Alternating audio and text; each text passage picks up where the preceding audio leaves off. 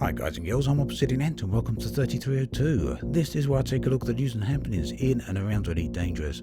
Today we're going to look at the recent changes made to the engineers, material collections and blueprints. We're going to take a look at the question of storage and the fact that it still seems to be an unknown. Someone stepped back in time to take a look at Frontier Elite 2 and what's the largest bounty within the game.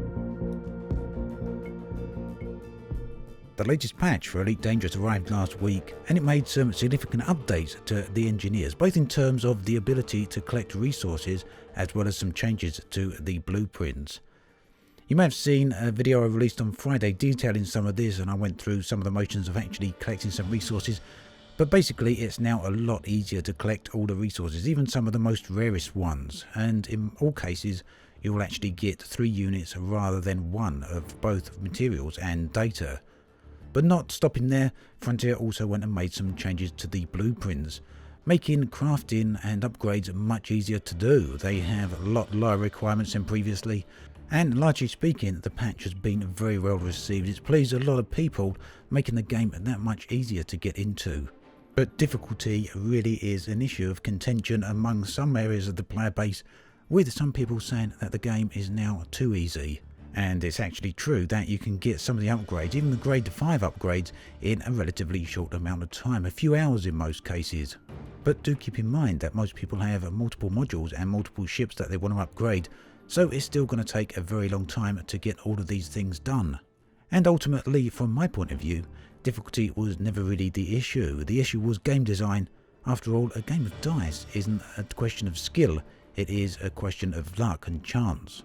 Obviously though, Elite Dangerous is still a game of skill. You need skill to pilot your ship, you need skill to eliminate enemies in PvE, and to a degree you need skill to successfully drive your SRV over the surface of planets. However, a player's skill will not have any effect over which loot or materials actually drop from an enemy, or which rocks actually spawn right near you. Of course, some of this is knowledge based, but still, you can't actually affect what the outcome is going to be of the RNG drops, and it's in this area where many of the complaints were coming from, and it's this area which the patch actually addresses. The changes to blueprints are perhaps something that didn't need to be balanced just yet, but ultimately it's made the game a lot more accessible to much more of the player base, and whether or not we feel that we're going to get through this content too quickly, the engineers is just a small part of Elite Dangerous, and there is much more to come over the coming year. There's been a lot of thoughts on this particular subject, so if you've got anything to say about it, or if you've got any opinions you'd like to share, do put them down in the comments below. I'd love to hear from you. In a related subject, the question of storage has come up yet again. This came about due to a spreadsheet that Frontier issued a little while ago detailing all of the new material and commodity requirements that were going to be used in the latest patch, and the commodities are actually absent from those spreadsheets.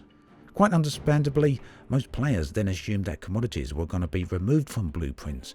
However, Mike Evans, one of the developers of Elite Dangerous, actually confirmed that this wasn't the case, and that the reason commodities weren't mentioned on the spreadsheet was simply because there was no changes made to commodities.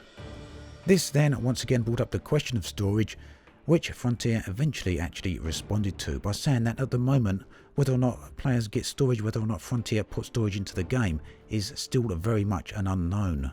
Apparently there's a lot of arguments both for and against it, and Frontier still don't really know the best way to implement it, or even whether or not to actually go ahead and implement it. This has been an issue that's been going on right since the inception of the engineers, and it seems a little bit strange that Frontier is still a little bit unsure on how to address it. If you'd like to participate in that ongoing discussion or see the posts from Frontier, you can see them linked in the video description below.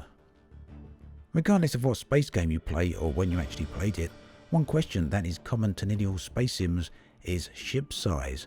Now this is an interesting question in regards to Elite, because unusually most of the ships are actually very large. You can see from the image here that even the smallest ships are almost the same size as a small passenger plane. Now the reason I bring this up is that a very nice image was actually posted to Reddit by Task Force, and you can see this here showing the size of an Asp in relation to a passenger plane. Very nice image, and it really does give you a true sense of scale, not only for the Asp, but by comparison everything else within the world of Elite Dangerous.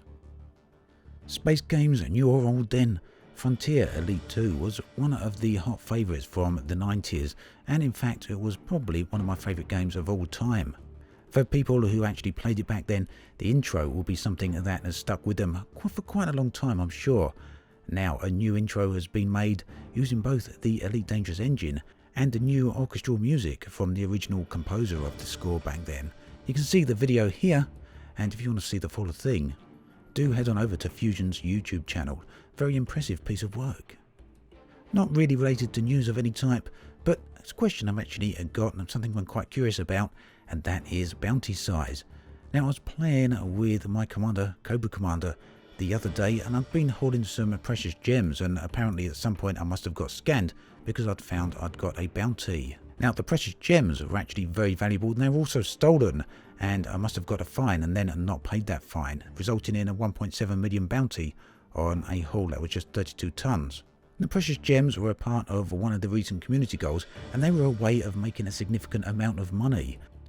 Many players involved in shipping those precious gems ended up with some very large bounties on their head, or very large fines. Humman, in the comment section to the previous video, actually said that his bounty is now at 400 million credits. So I'm just wondering, who's got the largest bounty out there? What are your bounty at? Let me know in the comment section.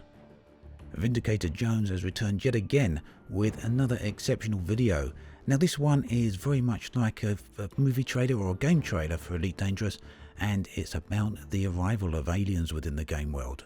It's called Invasion, and I highly recommend that you go and watch it. It's only short, but it's well worth it.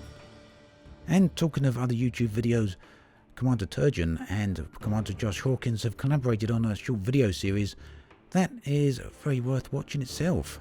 It's a nice little story, and it's got the usual excellent humour from Turjan. And of course you can see a link to that from the video description. That then brings us to the end of this episode. As always, thanks for watching, and I'll catch you guys and girls next time.